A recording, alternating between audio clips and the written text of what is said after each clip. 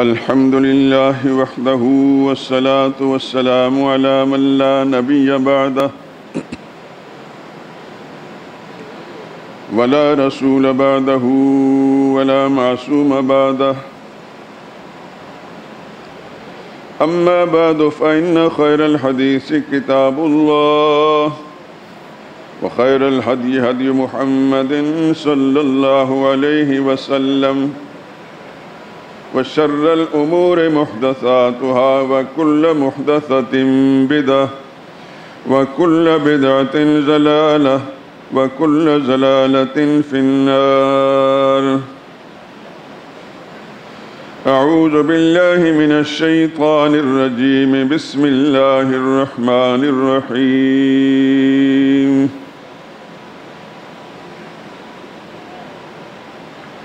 وقال ربكم ادعوني أستجب لكم إن الذين يستكبرون عن عبادتي سيدخلون جهنم داخرين.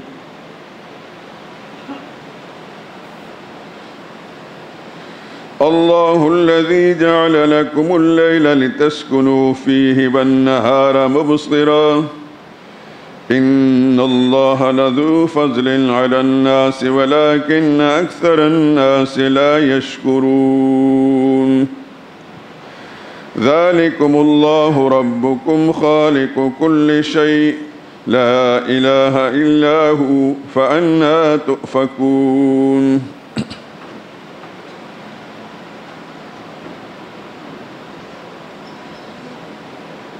هو الحي لا إله إلا هو فادعوه مخلصين له الدين الحمد لله رب العالمين.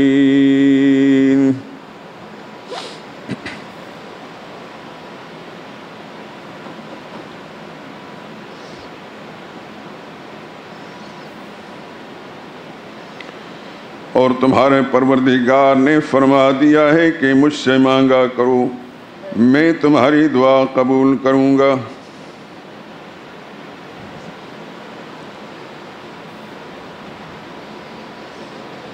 جو لوگ میری عبادت سے از راہ تکبر کتراتے ہیں ان قریب جہنم میں ذلیل ہو کر داخل ہوں گے. اللہ ہی تو ہے جس نے تمہارے لیے رات بنائی کہ اس میں آرام کرو اور دن کو روشن بنایا کہ اس میں کام کرو. بلا شبہ اللہ لوگوں پر فضل کرنے والا ہے لیکن اکثر لوگ شکر نہیں کرتے. یہی اللہ تمہارا پروردگار ہے جو ہر چیز کا پیدا کرنے والا ہے. اس کے سوا عبادت اور پکار کے لائق کوئی نہیں. پھر تم کہاں بھٹک رہے ہو؟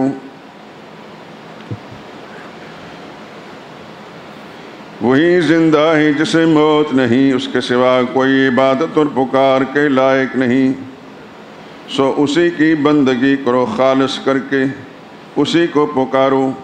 ہر طرح کی تعریف کا سزاوار تو اللہ ہی ہے جو تمام جہانوں کا پروردگار ہے.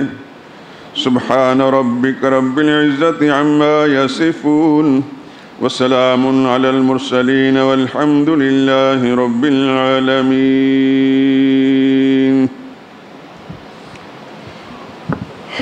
درود پاک پڑھ لیں. اللهم صل على محمد وعلى آل محمد كما صليت على إبراهيم وعلى آل إبراهيم إنك حميد مجيد. اللهم بارك على محمد وعلى آل محمد كما باركت على إبراهيم وعلى آل إبراهيم إنك حميد مجيد.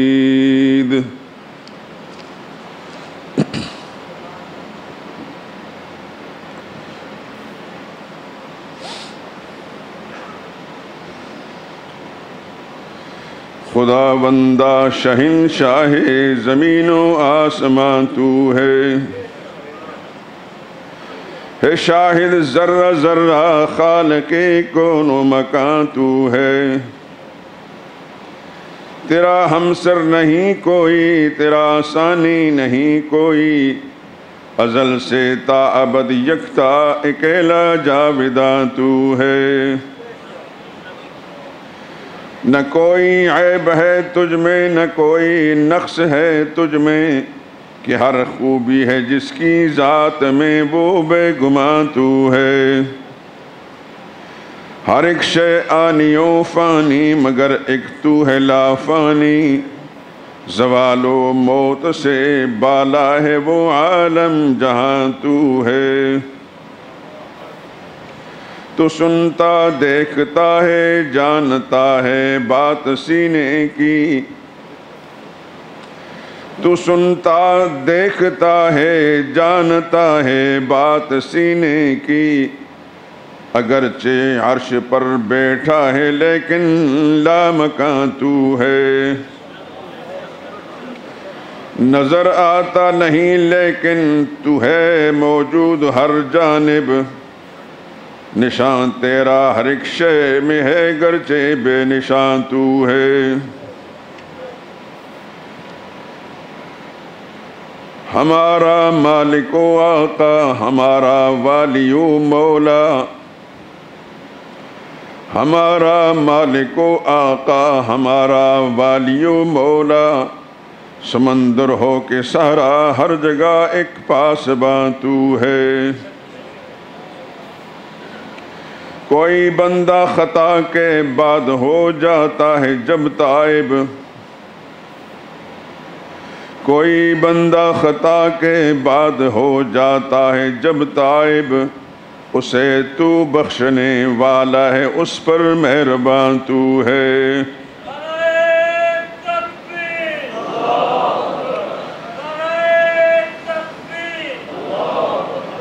میرے مولا رفیق بے نوا تجھ کو کہاں ڈھونڈے، یہاں تو ہے وہاں تو ہے، عیاں تو ہے نہاں تو ہے۔ خدا بندہ شہنشاہ زمین و آسمان تو ہے، شاہد ذرہ ذرہ خالق کون و مکان تو ہے۔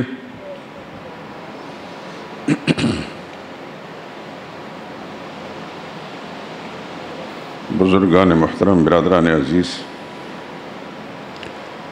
گزشتہ جمعے کے بیان کے آخر میں نے عرض کیا تھا کہ آئندہ بھی وہی آیات تلاوت کی جائیں گی۔ چنانچہ 24ویں پارے میں 40ویں نمبر کی سورت سورہ حامیم مومن کی آیت نمبر 60، 61، 62 اور آیت نمبر 65 کی تلاوت کی ہے۔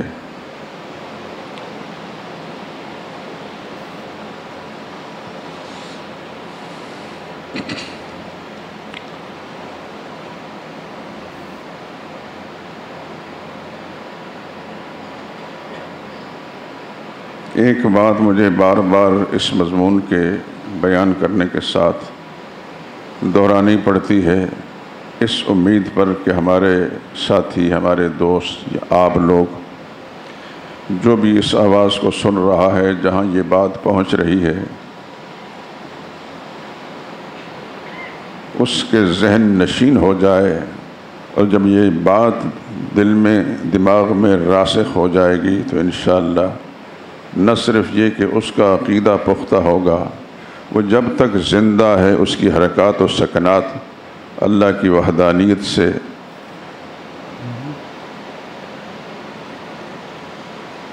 روشن ہوں گی، اور پھر وہ اللہ کے اس پیغام کو ہر جگہ بہار ہو کہ خزاں لا الہ الا اللہ۔ یہ مسئلہ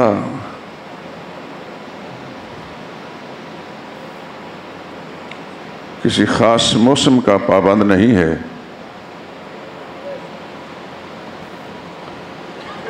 جیسے کہ سیدنا نوح علیہ السلام نے فرمایا، انی دعوت قومی لیلا و نہارا، میرے مالک میں نے اپنی قوم کو دعوت دی، نہ رات دیکھی نہ دن دیکھا۔ یہ ہے مشن انبیاء کا علیہم الصلاۃ والسلام۔ ممکن ہے آپ حضرات سوچتے ہوں گے کہ یہ اس مسئلے پر بہت زیادہ زور دیتا ہے اور بہت لمبا کر دیتا ہے. میں سمجھتا ہوں اس بات کو. اس عرصے میں جو مجھے یہاں اس مسجد کے اس ممبر پر اللہ نے توفیق دی بیان کرنے کی، میں نے سب سے زیادہ اسی مسئلے کو بیان کیا. لیکن یہ بات حقیقت ہے کہ میں نے دین کا کوئی اور مسئلہ چھوڑا نہیں. مجھے اچھی طرح یاد ہے کہ میں نے ہر مسئلہ اس کو بیان کیا ہے. حتیٰ کہ ہمارے معاشرتی مسائل میں طلاق کا مسئلہ میں نے 4 جمعے متواتر بیان کیا تھا، اور بڑا اہم مضمون تھا. ہمارے پروفیسر صاحب جو ریکارڈ کرتے ہیں، لکھنے کے بھی بڑے ماہر ہیں، میں نے ان سے گزارش کی تھی کہ اس کو لکھ لیں اور لکھ کر مجھے بتائیں. اگر کچھ کوئی ترمیم اضافہ کرنا ہو تو پھر ایک پمفلٹ کی شکل میں شائع کر دیں. ہر مسلمان کے ہاتھ میں پہنچ جائے گا، ہر اردو خوان اس کو پڑھے گا تو بہت سے اس کے مسائل حل ہو جائیں گے.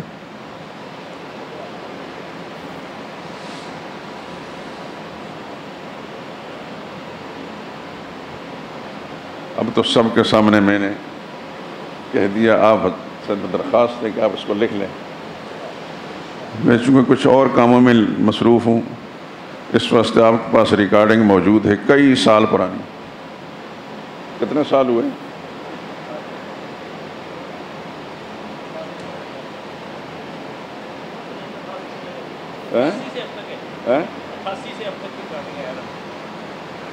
بہرحال 20-25 سال تو یقیناً ہو چکے ہیں.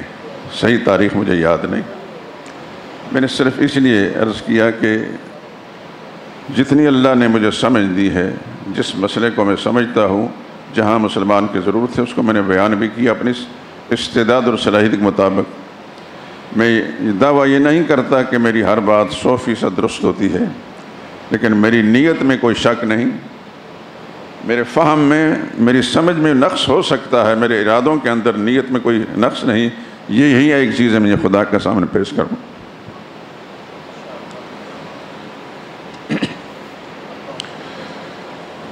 میں نے ایک چیز بار بار اسی مضمون کے ضمن میں عرض کی تھی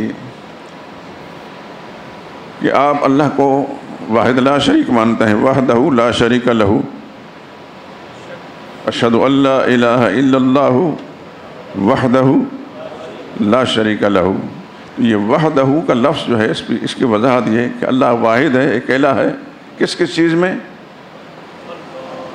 یہی ہے، اپنی ذات میں بھی واحد ہے، اپنے صفات میں بھی واحد ہے، اپنے اختیارات میں، قدرت میں بھی واحد ہے، اور اپنے حقوق میں بھی واحد ہے.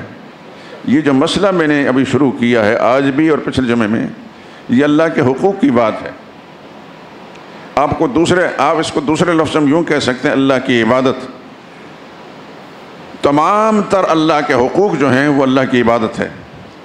مثلا سجدہ کس کا حق ہے؟ اللہ کا. رکوع کس کا حق ہے؟ ہاتھ باندھ کر کھڑے ہونا کس کا حق ہے؟ روزہ کس کا حق ہے؟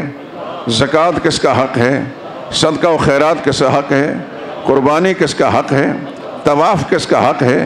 اعتکاف کس کا حق ہے؟ یہ سب اللہ کے حقوق ہیں.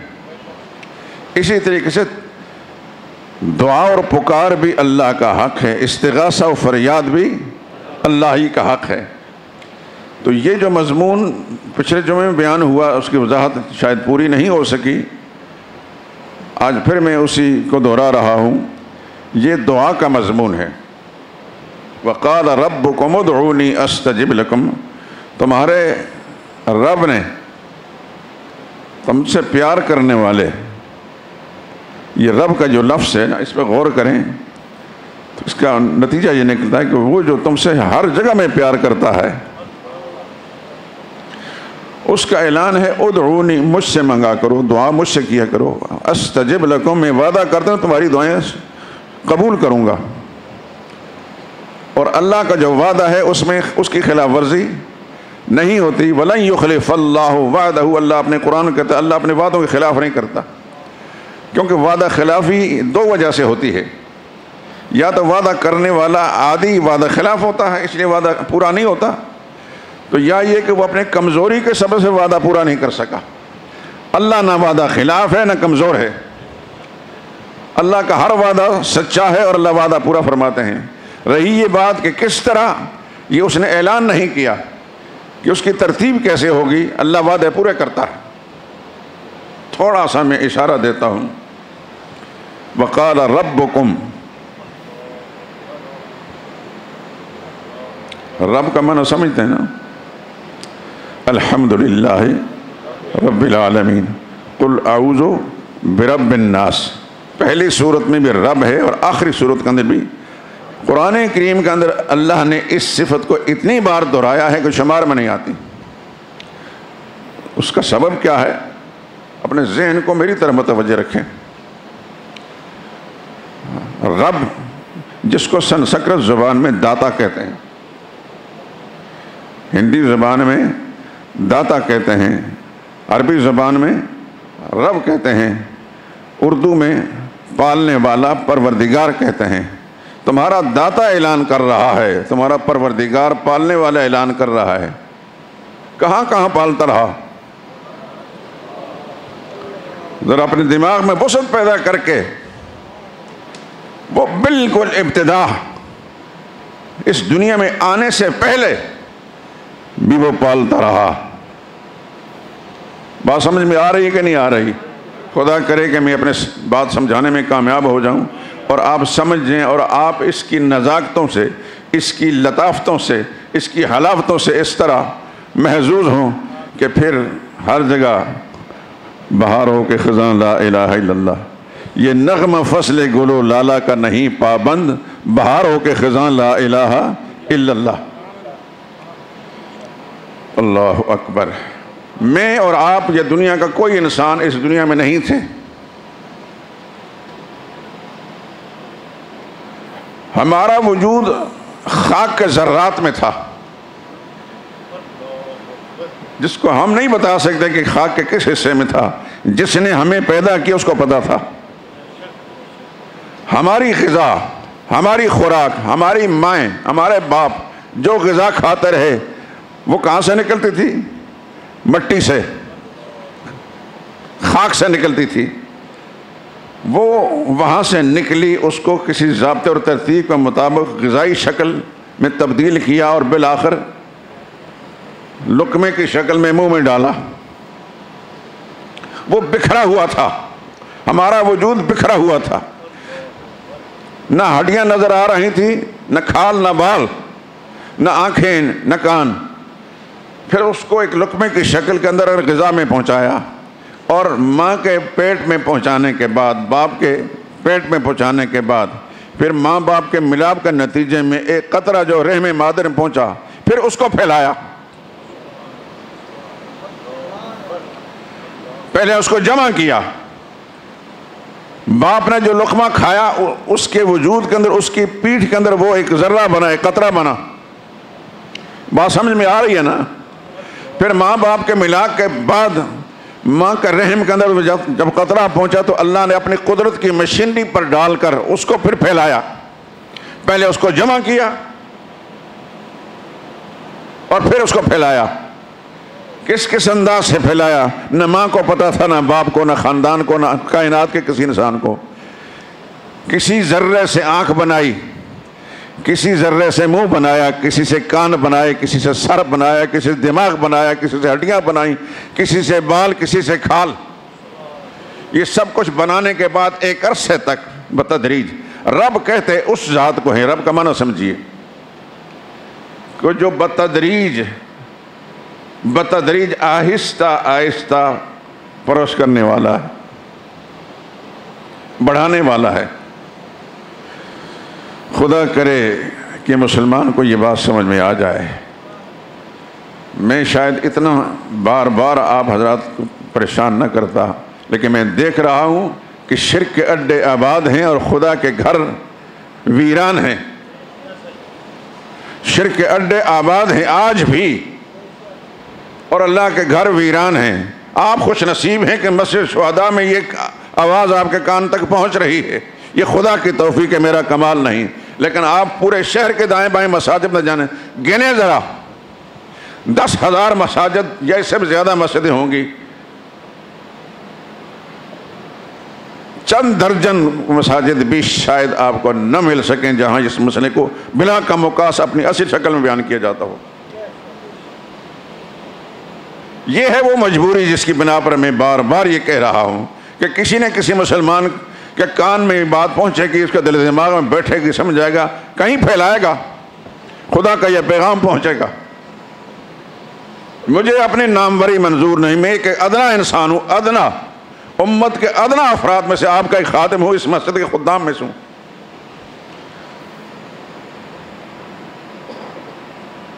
مجھ سے لوگ پوچھتے ہیں تم کون ہو، کہاں رہتے ہو؟ میں کہیں مسجد شہداء مال روڈ پر، اس کا ایک خادم ہوں۔ میں کبھی لفظ خطیب نہیں استعمال کیا بولنے میں، اور میں مطمئن ہوں اس بات پر۔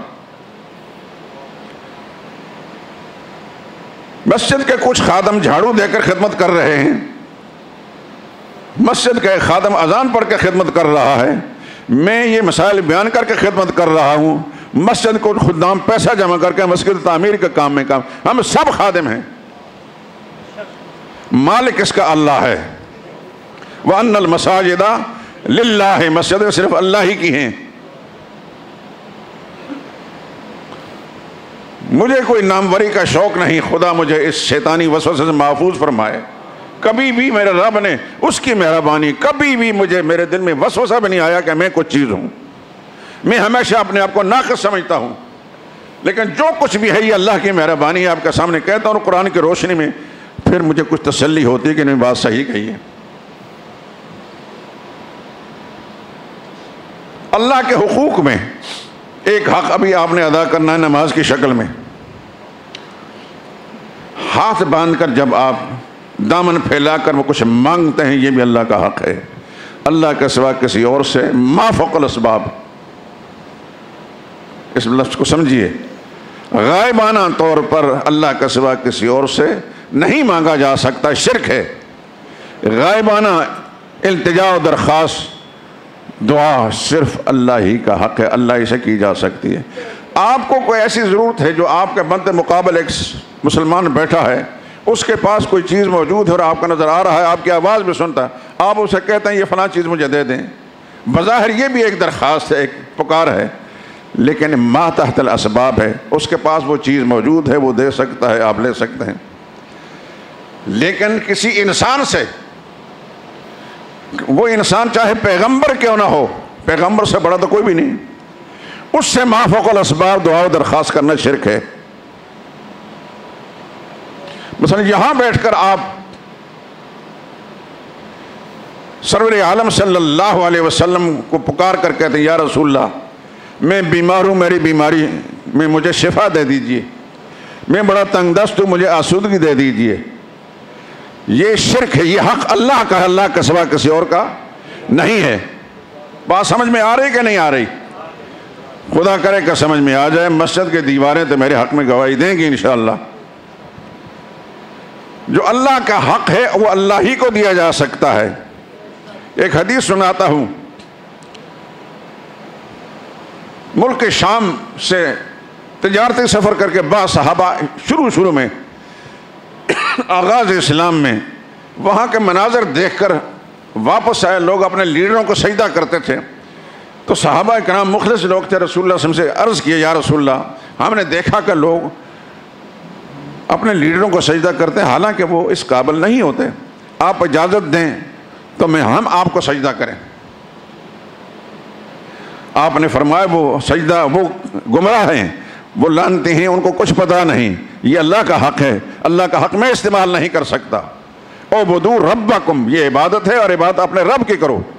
واکرموا اخاکم، میں تمہارا ایک دینی بھائی ہوں، تمہارا رہنما ہوں، میرا اکرام، میری عزت، میری اطاعت کرنی۔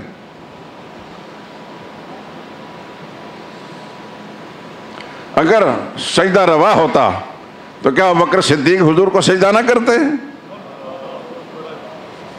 کسی ایک صحابی نے سجدہ کیا؟ آپ کے قبروں مبارک کو سجدہ کیا؟ معلوم ہوتا ہے کہ یہ اللہ کا حق ہے اور اللہ کا حق صرف اللہ ہی کو دیا جا سکتا ہے۔ آج آپ دیکھتے ہیں کہ بہت سے مقبرے جن کو جہالت کے مارے ہوئے لوگ دربار کہتے ہیں، اس لفظ دربار پر مجھ پر کیس بنا تھا۔ ایک خوش نصیب پولیس والا اس نے میرے خلاف جو کیس بنایا اس میں یہ کہ یہ درباروں کو مقبرہ کہتا ہے لہذا یہ دہشت گرد ہے. اس کی جہالت تھی. میں نہیں سمجھتا کہ وہ میرا دشمن تھا، لیکن وہ اپنی نوکری بچانے کے لیے سب کچھ بدنصیبی پہ دستخط کرتا رہا. یہاں مسئلہ ایسا نوکری کا ہے. دعا یہ کریں کہ خدا بند قدوس ہمیں اتنا پختہ ایمان نصیب کرے کہ ہم ہر چیز کو رسول اللہ کی ذات پر، اس کے حقوق پر اور محمد رسول اللہ علیہ وسلم کی اطاعت پر اور صحابہ کرام کی محبت پر قربان کرنے والے بن جائیں.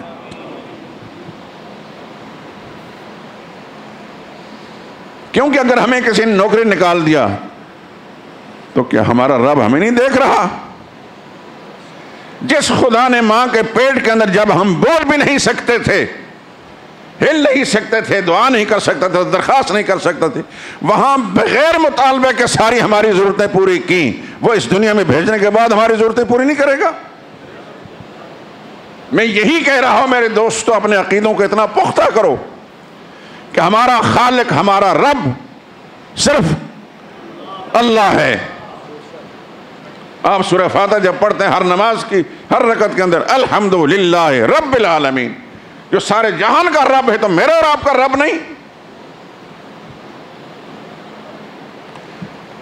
ماں کے پیٹ میں بچہ جو پل رہا تھا، اس کے وجود میں بڑھوتری ہو رہی تھی، اعضاء بن رہے تھے، اس نے کہا تھا کہ یا اللہ مجھے ایسا بنانا؟ کسی بچے نے کہا تھا، میں نے اور آپ نے کہا تھا یا اللہ ہمیں آنکھیں بھی دینا، ہمیں سننے کے لیے کان دینا، پکڑنے کے لیے ہاتھ دینا، چلنے کے لیے پاؤں دینا، دیکھنے کی آنکھیں، بولنے کے لیے زبان دینا. یہ کوئی درخواست نہیں تھی. نہ ہماری ماں نے اللہ سے درخواست کی تھی کہ میرے پیٹ کے اندر بچہ ہے اس کو فلاں فلاں ایسا ایسا بنانا. جو بن مانگا یہ سب کچھ کرتا رہا. اور جب زندگی پڑی ماں کے پیٹ کے اندر بچے کے اندر، تو جو زندہ ہوتا ہے اس کو غذا کی ضرورت ہوتی ہے کہ نہیں ہوتی؟ میری آواز کو سن رہے ہیں آپ؟ یہ خاموشی کیوں ہے؟ ایسی نے زیادہ کولنگ کر کے آپ کے اعضاء جوارح کو ٹھنڈا تو نہیں کر دیا. اپنے اندر بشاشت پیدا کریں، ایمانی قوت پیدا کریں، ایک موحد کی جو شان ہوتی ہے وہ پیدا کریں. ہم میں سے کسی نے درخواست نہیں کی تھی، نہ ہمارے ماں باپ یا خاندان درخواست کی تھی کہ ماں کے پیٹ کے اندر بچہ جو ہے اس کو ایسا ایسا بنانا، ایسا ایسا بنانا، اور جب اس میں روح پڑ جائے تو پھر اس کو غذا بھی فراہم کرنا.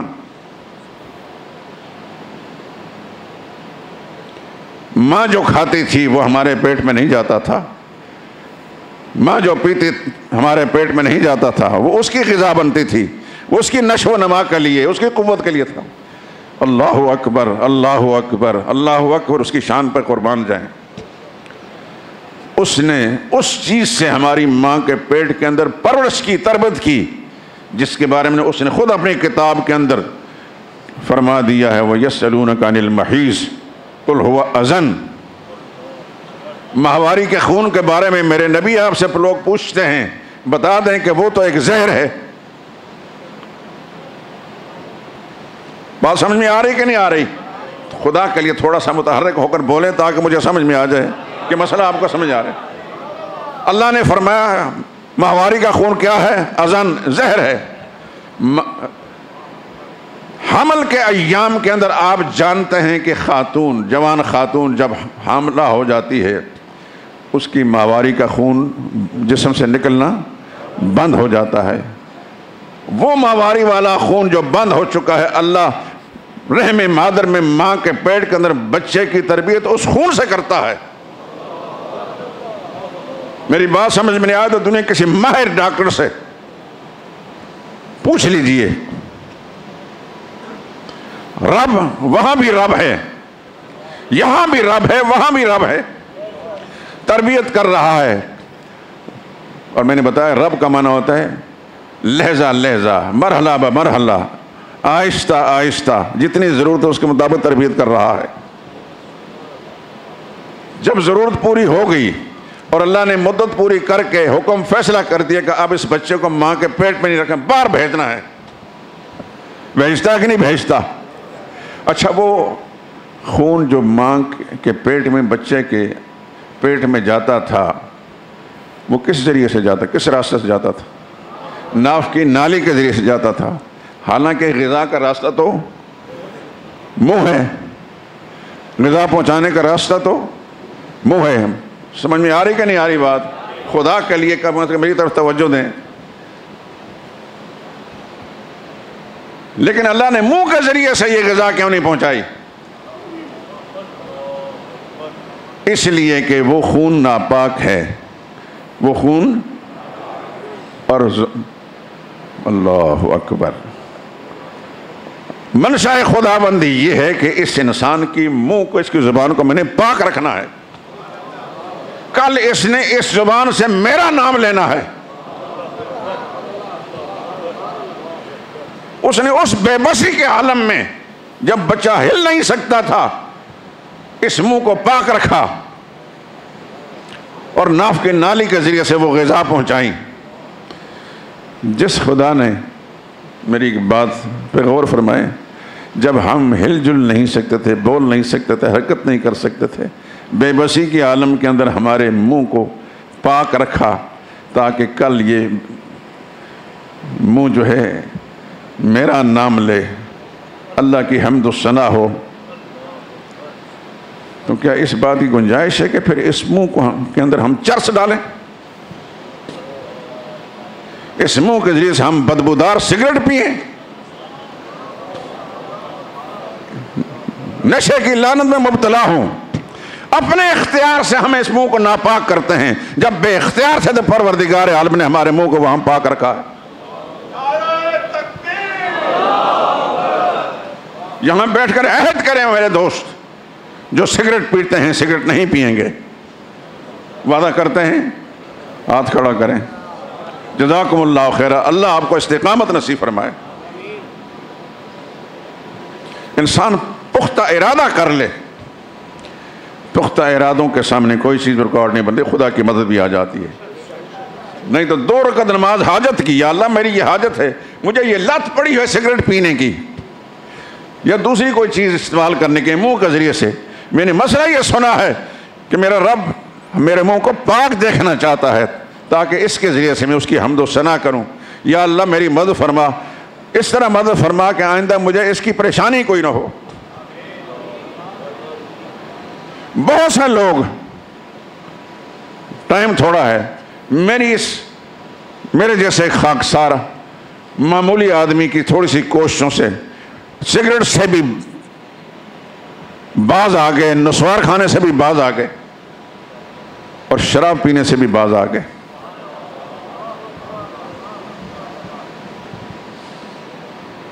آپ سن چکے ہیں، سمجھ چکے ہیں، رب کی مرضی یہ ہے کہ اس زبان سے، اس منہ سے اللہ کا نام لیا جائے، اللہ کی حمد و ثنا ہو، اس کا کلام پڑھا جائے، اس کے اندر ناپاک چیز، بدبودار چیز نہ ڈالی جائے۔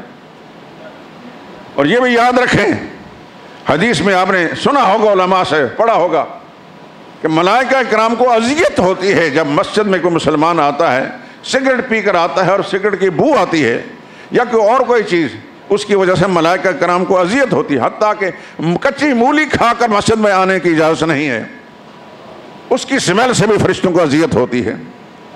خدا کے پاک پیغمبر خوشبو کو پسند کرتے تھے، بدبو سے نفرت کرتے تھے۔ اللہ کرے کہ ہم سب خوشبو کو پسند کرنے والے ہوں اور بدبو سے بچنے والے ہوں۔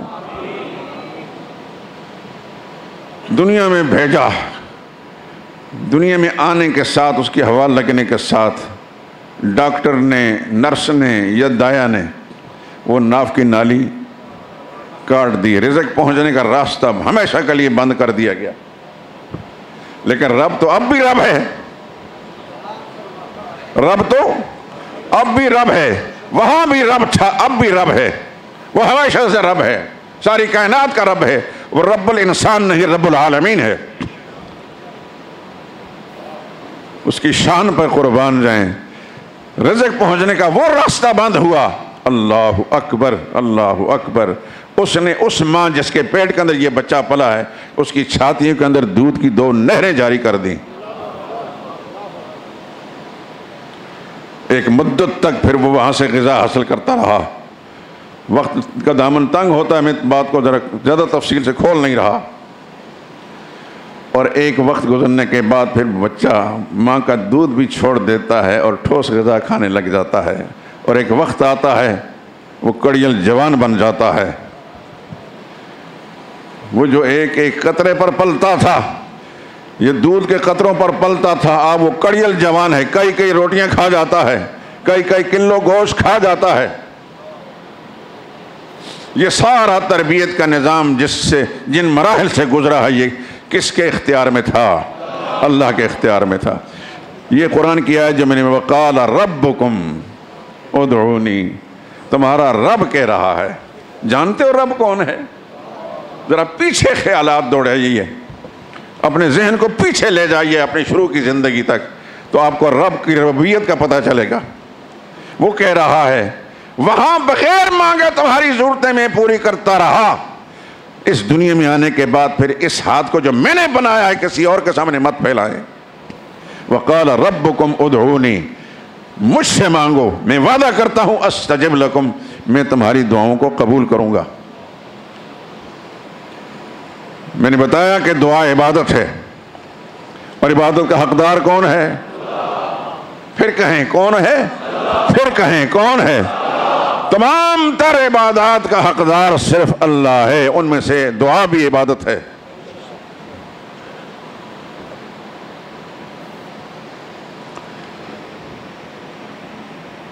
وَاعْبُدُوا اللَّهَ وَلَا تُشْرِكُوا بِهِ شَيْئًا، لوگو اللہ ہی کی عبادت کرو، اس کی عبادت میں کسی کو شریک نہ بناؤ. جب تم اللہ ہی سے مانگو گے تو تمہارا یہ مانگنا اللہ کو پسند ہوگا، اور جب ما فوق الاسباب غیر اللہ سے مانگو گے تو اللہ کی اس عبادت میں دوسرے کو تم نے شریک کر دیا. اللہ فرماتے ہیں لا تشرکوا بہ شیئا، اللہ کی کسی بندگی میں کسی حق میں ایک دوسرے کو شریک نہ کرو.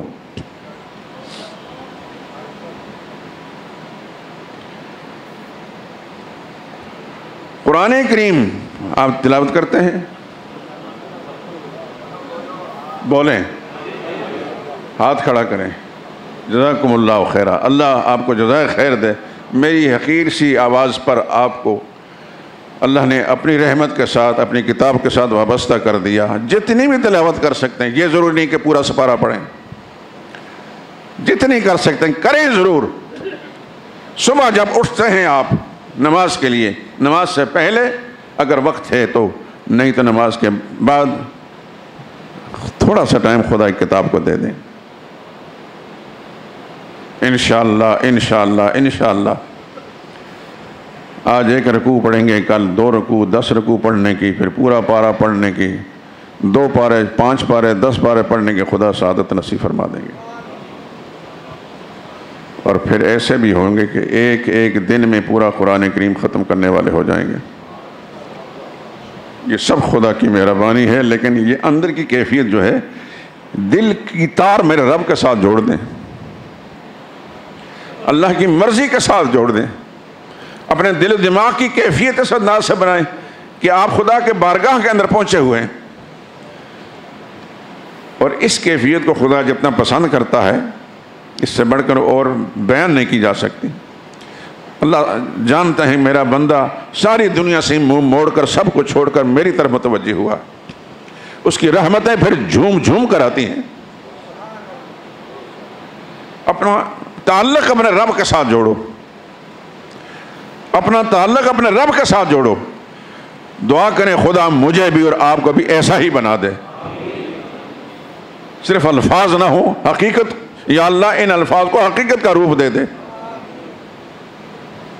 قرآن کریم کی تلاوت کریں تو قرآن کریم میں جا بجا آپ کو یہ مسئلہ سمجھ میں آئے گا. دعا کیا ہے؟ عبادت ہے. دعا کیا ہے؟ قرآن کی ایک آیت میں پڑھتا ہوں، 26ویں پارے میں سورہ احقاف کی آیت نمبر 6 ہے. کون سی آیت ہے؟ گھر جا کر دیکھ لینا. ومن اضل ممن يدعو من دون الله من لا يستجيب له الى يوم القيامة.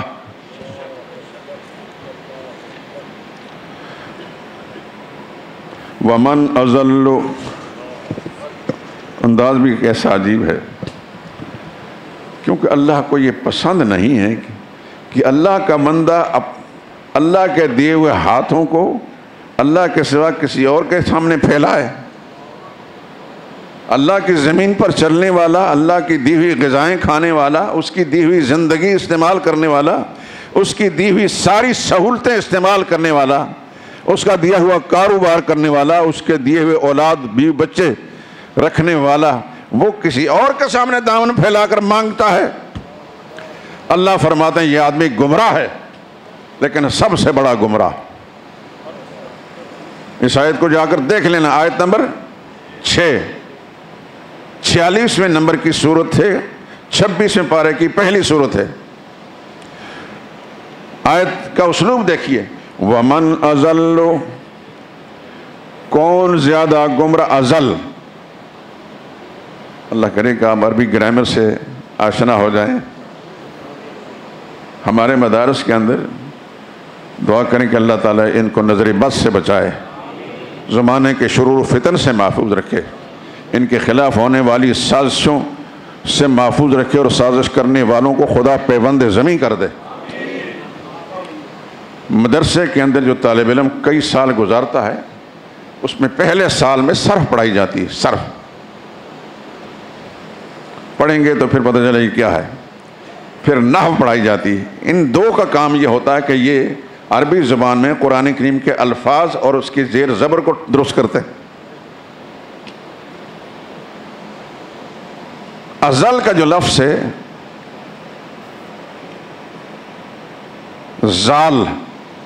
زال کہتے ہیں گمراہ کو. اس میں جب کچھ تھوڑی سی اس میں مبالغہ پیدا کر دینا تو پھر وہ زال نہیں رہتا، ازل بنتا ہے. زال کہتے ہیں گمراہ کو، ازل کہتے ہیں سب سے بڑا گمراہ. اللہ فرماتے وَمَنْ أَضَلُّ مِمَّنْ يَدْعُو مِن دُونِ اللَّهِ، اس سے بڑا گمراہ کون ہے جو اللہ کے سوا مانگتا ہے، اللہ کے سوا کسی سے دعا کرتا ہے، مانگتا، یدعو مانگتا ہے، من دون اللہ اللہ کے سوا، من اس کو پکارتا ہے، لا یستجیب لہ الی یوم القیامہ، اس سے مانگتا ہے جو قیامت آ سکتی ہے، قیامت تک اس کی پکار کو سن بھی نہیں سکتا، جواب بھی نہیں دے سکتا، مراد بھی پوری نہیں کر سکتا. میں اپنی طرف سے کہہ رہا ہوں کہ خدا قرآن ہے، اللہ کا قرآن ہے. میں اس لیے آیتیں بتاتا ہوں، نمبر بتاتا ہوں، سورت بتاتا ہوں.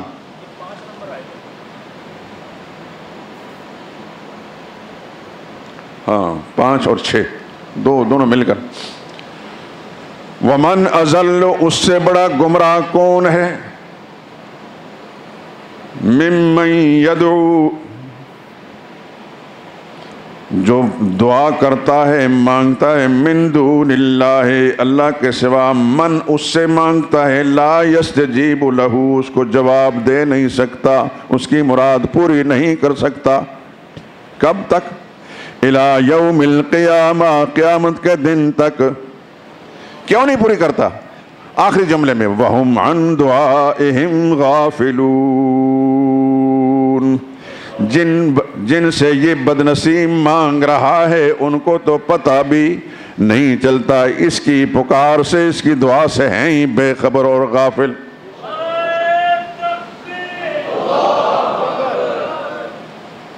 بات سمجھ میں آئی؟ یہ ہے اللہ کا قرآن. اور وہ زٹلیات جھوٹے مولویوں، جھوٹے پیروں کی، لے کر آؤ تو لے کر جاؤ گے، نذرانے لے کر آؤ تو مرادیں پوری ہو جائیں گی، خالی آؤ گے تو خالی جاؤ گے. یہ ہے شیطانی وسوسہ. میرا رب کہہ رہا ہے ان کو پتہ بھی نہیں، ان کو پتہ بھی نہیں. یا تو کہہ دیں کہ قرآن کا فیصلہ غلط ہے، الیاذ باللہ۔ قیامت آ سکتی ہے، وہ کسی مانگنے والے کی پکار اور مراد پوری نہیں کر سکتے۔ کیوں نہیں کر سکتے؟ وَهُمْ عَنْ دُعَائِهِمْ غَافِلُونَ، وہ ان کی دعا سے بے خبر ہیں، غافل ہیں۔ وَإِذَا حُشِرَ النَّاسُ، کل محشر کے میدان میں جب ساری کائنات اکٹھی کی جائے گی، كَانُوا لَهُمْ أَعْدَاءً، یہ اس دنیا میں بد نصیب جن بزرگوں سے مانگتے رہے وہ ان کے دشمن ہوں گے، وہ ان کے دشمن ہوں گے۔ وَكَانُوا بِعِبَادَتِهِمْ كَافِرِينَ، یہ لفظ میں نے سمجھانا تھا، پہلے لفظ سے دعا استعمال کیا، آخر میں بعبادت، معلوم ہوتا دعا عبادت ہے، اس کی عبادت کا انکار کریں گے، یعنی یہ کہیں گے ہم تو ان سے مانگتے رہے یا رب۔ اللہ فرماتا ہے ان کے آنے بد نصیبوں کو تو ہمیں پتہ بھی نہیں۔ قرآن حکیم کے اندر جا بجا دعا اور عبادت کا لفظ آتا ہے، دعا کو عبادت قرار دیا۔ میں نے اس لیے بتایا کہ عبادت کی بہت ساری قسمیں ہیں، ان میں سے ایک قسم دعا ہے۔ روزہ عبادت، نماز عبادت، زکوٰۃ عبادت، حج عبادت، طواف عبادت، قربانی عبادت، اعتکاف عبادت، اور دعا بھی، استغاثہ و فریاد بھی عبادت۔ ان کا حقدار کون ہے؟ بس قرآن نے یہ تعلیم دی ہے، قال ربکم ادعونی، تمہارا رب کہہ رہا ہے، تمہارا رب کہہ رہا ہے، رب کہہ رہا ہے ادعونی، مجھ سے مانگو، دعا مجھ سے کرو، کیونکہ دعا کیا ہے؟ عبادت ہے، اور عبادت کا حقدار کون؟ اللہ ہے۔ یہ دعا بھی کریں کہ یا اللہ یہ مسئلہ جو سن چکے ہیں اب تک، ہمیں تک ٹائم لگا دیے، اے اللہ ہمارے دماغ میں، دل دماغ میں بٹھا دے اس طرح کہ ہماری زندگی کا مشن ایسا ہی بن جائے۔ اس مسئلے کو نہ سمجھنے کی بنا پر، اس پر عمل نہ کرنے کی وجہ سے رب کعبہ کی قسم کھا کر کہتا ہوں ساری زندگی سر بسجدہ رہے بھی اللہ تعالیٰ ان کے سجدوں کو اس کا منہ پر مارے گا۔ اس مسئلے پر عمل نہ کرنے کے سبب سے اربوں کھربوں کی پیسے لگا کر دنیا بھر میں مسجدیں بنا دے، ان مسجدوں کی کوئی قیمت بھی نہیں ہے۔ مسجد حرام سے بڑی کوئی مسجد ہے دنیا میں؟ بتائیں۔ ساری دنیا کی مسجدیں خانہ کعبہ کی بیٹیاں ہیں، اور سورہ توبہ کے اندر اللہ کریم نے بڑے واضح انداز کے اندر فرما دیا ہے کہ ان مسجدوں کی تعمیر کی کوئی حقیقت بھی نہیں۔ میں آیت آپ کو پڑھ کر سنا دیتا ہوں۔ ہاں جی،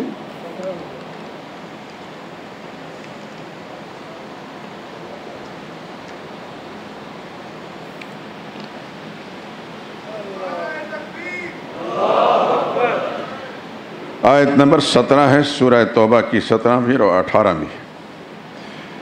ما کان للمشرکین ان یعمروا مساجد اللہ، جو لوگ شرک کرتے ہیں ان کو حق نہیں پہنچتا کہ اللہ کی مسجدوں کی تعمیر کریں۔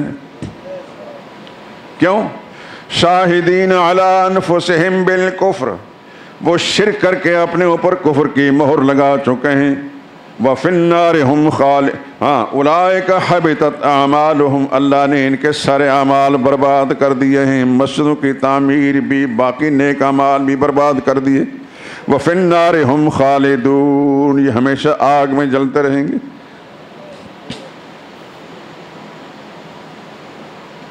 اگلی آیت، انما یعمر مساجد اللہ من آمن باللہ، اللہ کی مسجدوں کی تعمیر وہ لوگ کرتے ہیں جن کا اللہ پر ایمان ہے، والیوم الآخر، قیامت پر ایمان ہے، واقام الصلاۃ، نمازیں صحیح طریقے سے قائم کرتے ہیں، وآت الزکوٰۃ، زکوٰۃ ادا کرتے ہیں، ولم یخش الا اللہ، اللہ کے سوا کسی اور سے نہیں ڈرتے۔ پھر آگے فرمایا اجعلتم سقایۃ الحاج وعمارۃ المسجد الحرام کمن آمن باللہ، مکہ کے مشرک ابو جہل کی پارٹی والے بڑے اتراتے تھے، کہتے ہیں ہم نے خانہ کعبہ بنایا ہے، ہم حاجیوں کو پانی پلاتے ہیں، مسجدوں کی تعمیر کرتے ہیں، ہمارے برابر دنیا میں کون ہو سکتا ہے؟ اس کا رد کیا پروردگار نے اس آیت کے اندر، تم اپنے اس عمل کو اس شخص کے برابر کہتے جو صرف اللہ کی توحید پر ایمان رکھتا ہے۔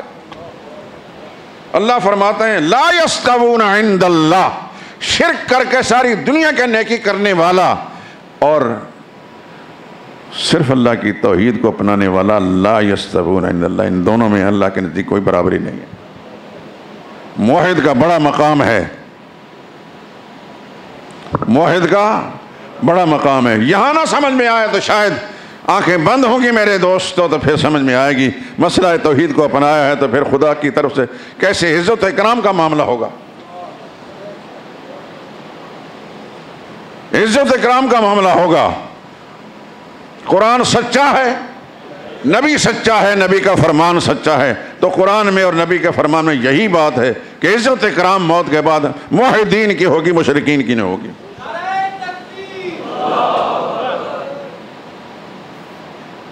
سب سے زیادہ ہر لمحہ، ہر آن، ہر زمان، ہر مکان، ہر جگہ اپنے عقیدے کی فکر کریں، کہیں خرابی تو نہیں پیدا ہو رہی، کوئی یہ کام کر رہا ہوں وہ کام کر رہا ہوں اس کی وجہ سے میرے عقیدے کی خرابی تو نہیں ہو رہی۔ یہ جو مقبروں پر اس قومی زبان کے اندر درباروں پر چڑھاوے چڑھائے جاتے ہیں، ہوتے ہیں کہ نہیں؟ دیگیں چڑھائی جاتی ہیں، وہاں نیازیں دی جاتی ہیں، وہ لوگ نیازیں کھاتے ہیں کہ نہیں کھاتے ہیں؟ کھاتے بھی ہیں اور لے کر گھروں میں لے جاتے ہیں، محلوں میں بانٹتے ہیں۔ ایمانداری سے بتائیں آپ نے نیازیں کھائی ہیں؟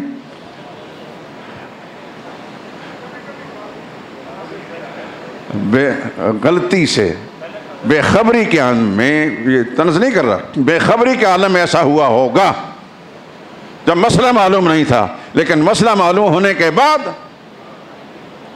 پھر بھی اگر غیر اللہ کی نیازیں کھاتا ہے تو وہ مشرک ہے۔ غیر اللہ کی نیازیں دینے والا بھی مشرک ہے اور کھانے والا بھی مشرک ہے۔